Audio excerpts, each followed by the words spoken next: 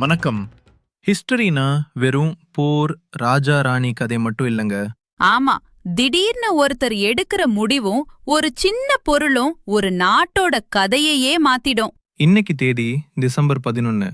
ஆனா 1688ல இதே நாள்ல இங்கிலாந்துல ஒரு சம்பவம் நடந்துச்சு.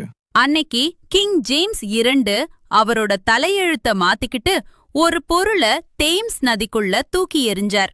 ஜேம்ஸ் ஒரு கேத்தலிக். ஆனா இங்கிலாந்து மக்கள் மோஸ்ட்லி புராட்டஸ்டன்ட் மதத்தை ஃபாலோ பண்ணினாங்க. அரசர் புராட்டஸ்டண்டா இருக்கணும்னு சட்டம் இருந்துச்சு. ஆனா இவர் கேத்தலிக்ஸுக்கு சப்போர்ட் பண்ணி சட்டத்தை மாத்தினாரு.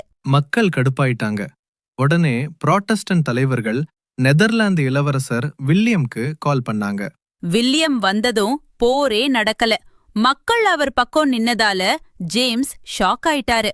ரத்தமே சிந்தாததால இத வரலாற்றில் குளோரியஸ் ரெவல்யூஷன், அதாவது மேன்மைமிகு புரட்சின்னு சொல்றாங்க. இப்போதான் கிளிச். 1688 டிசம்பர் 11 அன்னைக்கு ஜேம்ஸ் தப்பிக்க முடிவு பண்ணினார். ஆனா போகும்போது the great seal of the ரியம்ங்கிற அந்த அரச முத்திரைய எடுத்துக்கிட்டாரு. அடுத்த அரசாங்கம் வரக்கூடாதுன்னு அந்த முத்திரைய தேம்ஸ் நதிக்குள்ள தூக்கி வீசிட்டாரு. அந்த முத்திரை நதிக்குள்ள போனப்போ இங்கிலாந்தோட அப்சாலூட் பவரும் சேர்ந்து மூழ்கி போச்சு. அப்புறம் முத்திரைய கண்டுபிடிச்சு ஜனநாயகம் தழைக்க ஆரம்பிச்சுது. எவ்ளோ பெரிய மாற்றம் பாருங்க.